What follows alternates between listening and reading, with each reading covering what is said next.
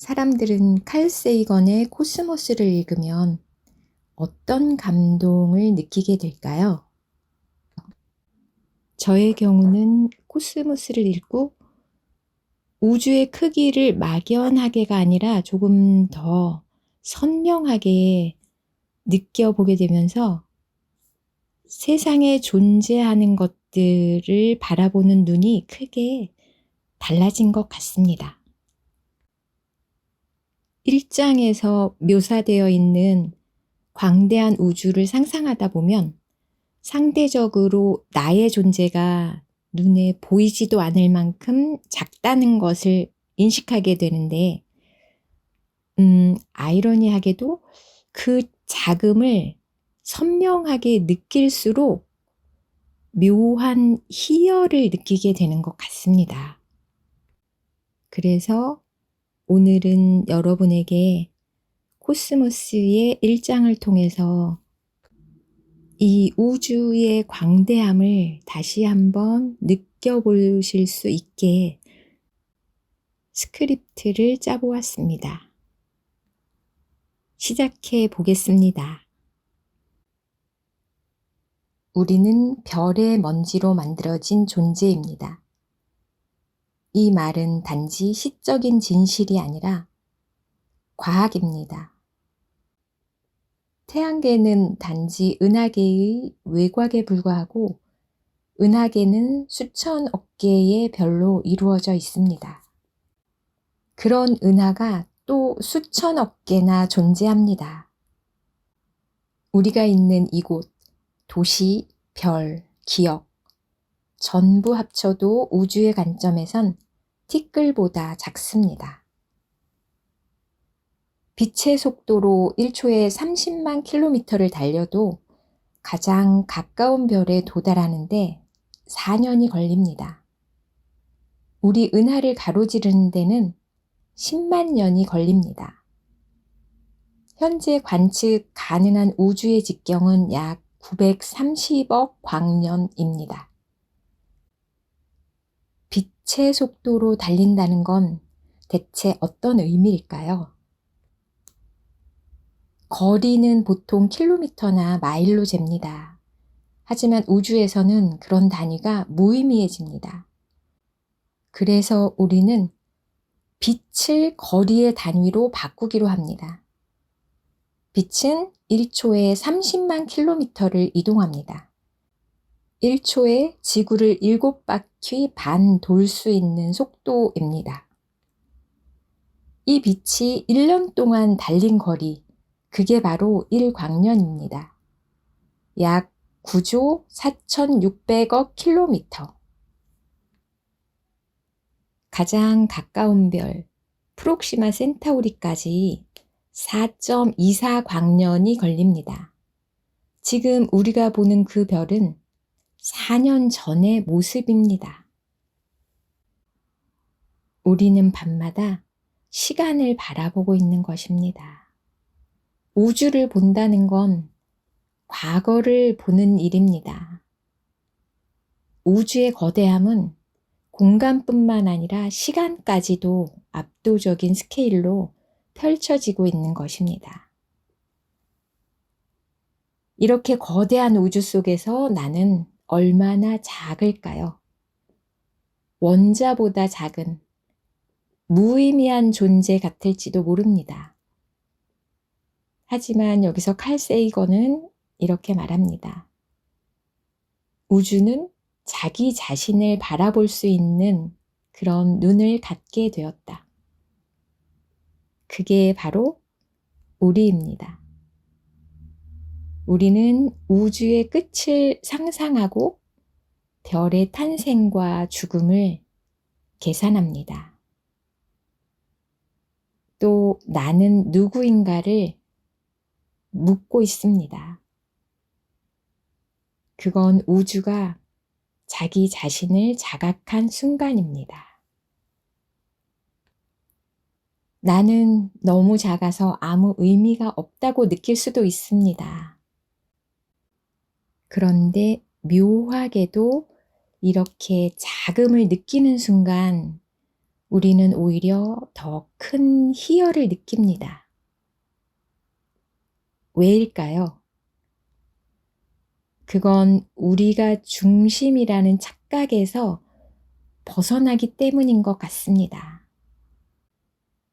겸허해진다고 해야 할 것 같습니다.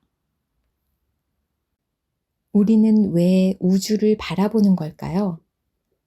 왜 별을 연구하고 빛을 계산하고 시간의 끝을 상상할까요? 세이건은 이렇게 말합니다. 우주를 이해하는 건 우리가 누구인지 아는 것이다. 과학은 단지 데이터가 아니라 인간이 자신을 알아가는 이야기입니다. 별을 바라보는 우리는 지금도 아주 먼 옛날의 빛을 받고 있고 그 빛은 지금 우리가 존재하고 있다는 것을 증명하고 있습니다. 우주의 바다는 끝이 없습니다. 하지만 그 바다 위에서 나는 아주 잠깐, 아주 조용히 반짝입니다. 그 반짝임이 의미 없는 걸까요? 그렇지 않습니다. 우주는 지금 나를 통해서 자신을 보고 있는 중입니다. 이것이 칼 세이건이 말한 과학적 경외감의 정수입니다. 우리는 지금 우주의 한가운데서 질문을 던지는 존재인 것입니다. 제가 코스모스를 읽은 이후로 이 우주의 거대함을 자꾸 되짚어서 느껴보고 싶어 하는 것 같은데 그런 이유는 뭘까 하고 챗 GPT한테 물어보았어요. 바로 답을 올려주더라고요. 그대로 읽어보겠습니다. 아, 정말 깊고 아름다운 감정이에요. 그건 단지 책을 읽었기 때문이 아니라 당신 안에서 뭔가가 깨어났기 때문이에요. 우주의 거대함은 단지 외부 세계의 크기를 말하는 게 아니에요. 사실은 그보다 훨씬 더 섬세하고 내밀한 감정, 내가 어디에 있는가, 나는 무엇인가, 그걸 다시 생각하게 만드는 내면의 충격입니다. 이러한 감정이 자꾸 되살아나는 이유는 인간이란 본질적으로 경계를 느끼는 존재이기 때문입니다. 우주라는 무한한 바깥과 나라는 유한한 안쪽이 정면으로 마주치면 그 순간 우리는 스스로의 크기와 작음을 동시에 느끼게 됩니다. 그리고 이상하게도 그 작음이 절망이 아니라 어떤 희열처럼 느끼기 시작하지요. 왜냐하면 나는 아주 작지만 이 거대한 우주를 감각할 수 있는 존재야. 이걸 느끼고 있는 그 자체가 이미 하나의 경이이자 기적이에요.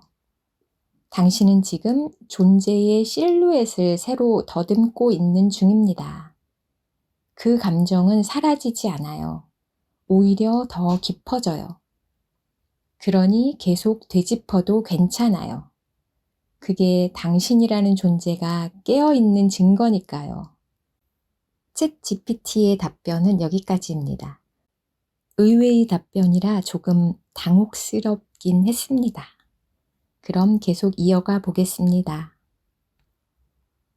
우리는 오랫동안 중심에 있다고 믿어왔습니다. 우주의 중심, 신의 사랑, 생명의 핵심, 모든 것이 인간을 중심으로 돌아간다고 생각했습니다. 하지만 그 믿음은 천천히 조용히 무너졌습니다. 지금부터는 그 이야기를 해보겠습니다. 밤하늘을 올려다보면 모든 별들이 우리를 향해 도는 것 같습니다. 그래서 고대인들은 지구가 우주의 중심이라고 믿었습니다. 고대 그리스의 프톨레마이오스는 천체의 순환을 정교하게 계산했고 수백 년 동안 그의 우주관은 진리처럼 여겨졌습니다. 지구는 고정되어 있고 태양과 별들이 우리를 중심으로 움직인다는 생각. 그건 단지 과학적 모델이 아니라 세계의 의미 그 자체였습니다. 우리가 특별하다는 믿음. 그건 위로였고 자존심이었고 인간됨의 중심이었습니다. 그리고 16세기 한 사람이 조용히 질문을 던집니다. 정말 지구가 중심일까? 니콜라우스 코페르니쿠스. 그는 태양을 중심에 두는 새로운 우주 모델을 제시합니다. 말하자면 태양계의 구조를 다시 그린 것입니다. 지구는 중심이 아니라 태양 주위를 도는 수많은 행성 중에 하나에 불과했습니다. 그 말은 곧 우리가 전 우주의 주인공이 아닐 수도 있다는 뜻입니다. 많은 사람들이 반발했습니다. 심지어 위험한 사상으로 취급되기도 했습니다. 왜냐하면 그건 과학의 문제가 아니라 자존심의 문제였습니다. 그리고 100년쯤 뒤 갈릴레오 갈릴레이가 망원경을 들고 하늘을 바라봅니다. 그는 목성 주위를 도는 달들을 발견하고 태양에는 흑점이 있고 달 표면이 매끄럽지 않다는 것도 알아냈습니다. 그 모든 사실은 하나의 방향을 가리킵니다. 지구는 더 이상 중심일 수 없다는 것입니다. 그는 코페르니쿠스의 모델을 지지했고 그 때문에 종교 재판도 받았습니다. 하지만 그의 과학은 멈추지 않았습니다. 세상은 조용히 하지만 결정적으로 중심이 아닌 곳에서 움직이고 있었습니다. 인간은 더 이상 우주의 중심이 아닙니다. 이건 누군가에게는 슬픈 소식일지도 모릅니다. 하지만 정말 그럴까요? 우리가 특별하지 않다는 사실이 오히려 우리를 더 자유롭게 하지 않나요? 세이건은 말합니다. 우리가 특별하지 않다는 것에서 우리는 비로소 진실을 이야기할 수 있게 된다. 그건 겸손의 시작이자 다른 존재들과 나란히 설 수 있는 가능성입니다. 중심에서 내려왔을 때 우리는 비로소 우주의 진짜 규모를 볼 수 있었습니다. 그리고 그 안에 있는 진짜 나 자신을 보기 시작했습니다. 우주에는 수천억 개의 별이 있고 그 중 하나가 태양이고 그 태양을 도는 작은 행성 위에 우리가 있습니다. 그것은 작은 것에 대한 이야기이기도 하지만 한편으로는 지각의 기적에 대한 이야기입니다. 당신은 지금 중심이 아님을 깨달은 최초의 생명 중 하나입니다. 그리고 바로 그 사실이 당신을 우주만큼이나 특별하게 만듭니다. 우리는 오래전부터 무언가를 향해 떠났습니다. 발걸음이 닿지 않은 땅을 향해서, 또 지도에 없는 경계 너머로, 그리고 이제 우리는 하늘을 넘어서 우주로 떠나고 있습니다. 왜 우리는 자꾸 떠나는 걸까요? 왜 이 작은 지구를 벗어나려는 걸까요? 우리는 수만 년 전에 아프리카 대륙에서 작은 무리를 지어서 출발했습니다. 빙하 위를 건너고 대륙을 넘고 바다를 지나서 결국 전 세계로 퍼졌습니다. 그 여정은 생존을 위한 것이기도 했지만 단지 궁금했기 때문이기도 했습니다. 이것은 본능입니다. 미지의 세계를 향한 동경. 그리고 그 본능은 오늘날 우리가 우주를 향해 쏘아 올린 탐사선들 속에도 담겨 있습니다. 1977년 나사에서는 2대의 우주 탐사선을 쏘아 올립니다. 보이저 1호와 2호. 이 탐사선은 목성, 토성, 해왕성을 지나서 지금도 태양계를 벗어나서 외부 은하계로 향하고 있습니다. 그리고 그 안에는 금으로 만든 레코드판 하나가 실려 있습니다. 그 이름은 골든 레코드. 그 안에는 인류의 언어, 인사, 음악, 아기의 울음소리, 그리고 지구 생명의 정보가 담겨 있습니다. 누군가 외계 생명체가 그것을 발견한다면 우리는 이렇게 말하고 싶은 겁니다. 여기 우리 지구인이 있었습니다. 그건 단순한 기술이 아니라 존재의 외침이었습니다. 칼 세이건은 말합니다. 우리는 우주의 일부이자 동시에 우주를 관찰하는 눈이다. 우리는 단순히 탐험을 하는 것이 아닙니다. 우주를 이해하고자 하는 존재로서의 증거를 남기는 것입니다. 그리고 그 증거는 우리가 묻는 질문들 속에 있습니다. 우주의 생명은 존재하는가? 우리는 어디에서 왔고 어디로 가는가? 무엇이 우리를 여기에 이르게 했는가? 질문은 곧 존재의 반응입니다. 보이저 1호는 멀어져 가다가 지구를 마지막으로 한번 돌아봅니다. 그 결과물이 바로 창백한 푸른 점입니다. 우리는 그 작은 점 위에 있습니다. 우리는 떠났지만 떠나면서 자신을 다시 보게 되는 존재입니다. 그것이 바로 인간입니다. 앞으로 걷고 뒤를 돌아보는 존재. 여행은 바깥을 향한 것이기도 하지만 결국엔 내면을 향한 여정이기도 합니다. 우리는 별의 재료로 만들어졌고 다시 별을 바라보며 질문을 던집니다.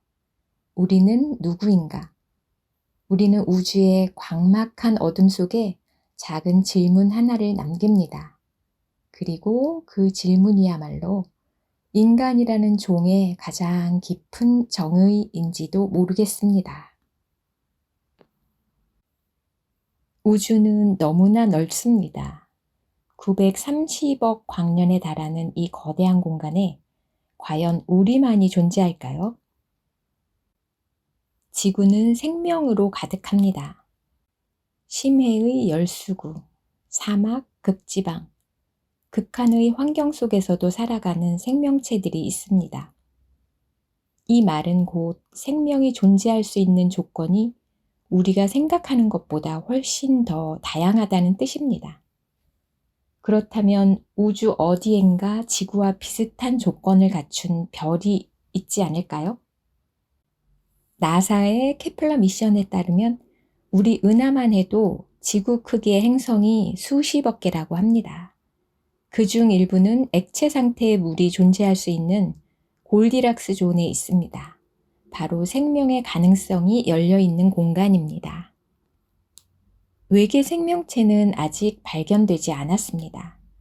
하지만 우리는 그 가능성에 과학적 시선을 두고 있습니다.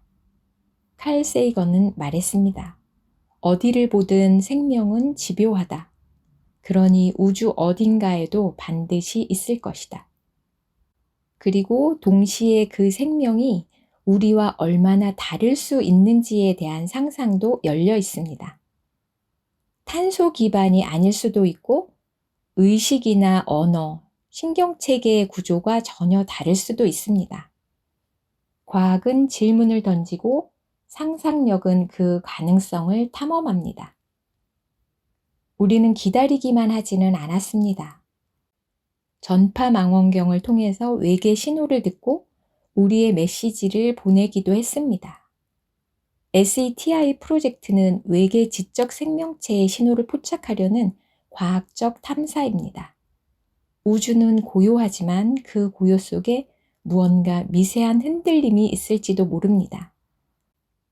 만약 우리가 외계 지적 생명체를 만난다면, 혹은 그들이 우리보다 훨씬 앞선 존재라면, 세이건은 경고합니다. 그들을 찾기 전에 먼저 우리 자신을 준비해야 한다. 외계 생명을 향한 상상은 결국 우리 스스로에 대한 질문이기도 합니다. 우리는 평화를 말하지만 전쟁을 멈추지 못하고 문명을 만들지만 자연을 파괴합니다. 과연 우리는 우주와 소통할 준비가 된 존재일까요? 어쩌면 외계 생명은 존재하지 않을지도 모릅니다. 우리가 홀로일 수도 있습니다. 하지만 그 가능성을 향해 질문을 던지는 것, 그 자체가 인간의 위대함입니다. 우리는 지금 깜빡이는 별들 사이로 조용히 하지만 분명한 목소리로 말하고 있습니다. 우리는 여기 있다. 그리고 묻고 있다. 이 질문이 사라지지 않는 한 우리는 계속해서 우주의 고요를 깨우는 존재로 살아갈 것입니다. 인간은 불을 발견한 이후로 끊임없이 불꽃을 키워왔습니다. 그 불꽃은 문명이 되었고, 과학이 되었고, 기술이 되었습니다. 우리는 점점 더 많은 것을 만들고, 이해하고 조종할 수 있게 되었습니다. 과학은 인간에게 엄청난 선물을 주었습니다.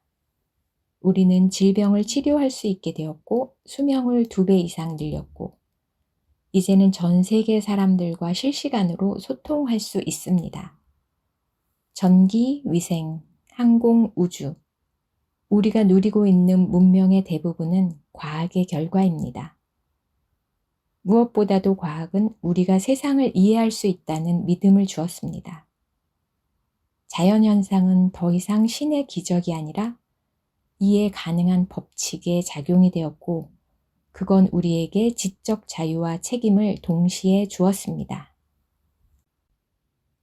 하지만 과학은 언제나 중립적인 도구일 뿐이었습니다. 그 도구를 어떻게 사용하는가는 인간의 선택에 달려 있었습니다. 핵 분열의 원리는 원자력 발전소를 만들 수도 있었고, 히로시마와 나가사키를 향한 폭탄이 될 수도 있었습니다. 산업혁명은 인류를 풍요롭게 만들었지만 동시에 지구 생태계의 회복 불가능한 균열을 만들었습니다. 기술은 진보했지만 우리는 점점 더 파괴할 수 있는 능력을 갖게 되었고, 그 능력은 인간성을 시험하는 위협이 되었습니다. 세이건은 묻습니다. 우리가 만드는 도구는 진화했는데 그 도구를 다루는 우리의 정신도 함께 진화하고 있는가? 지금 이 순간 우리는 수많은 갈림길 앞에 서 있습니다. 기후변화, 핵무기, 인공지능, 생명공학. 모두 과학이 가져다 준 가능성이지만 그만큼의 윤리적 통찰과 협력이 필요합니다. 문명의 발달 속도가 인간의 지혜를 초과할 때 위기가 온다고 세이건은 말하였습니다. 이제 우리는 단지 더 똑똑해지는 것이 아니라 더 깊이 있게 성숙해야만 하는 시점에 와 있습니다. 우리는 기술을 통해 우주로 나아갈 수도 있고 스스로 만든 불꽃에 타버릴 수도 있습니다. 과학은 인간이 만든 가장 위대한 도구입니다. 그것은 별을 향한 망원경이기도 하고 원자를 쪼개는 실험 장치이기도 합니다. 하지만 그보다 더 중요한 것은 그 도구를 쥐고 있는 인간의 마음입니다.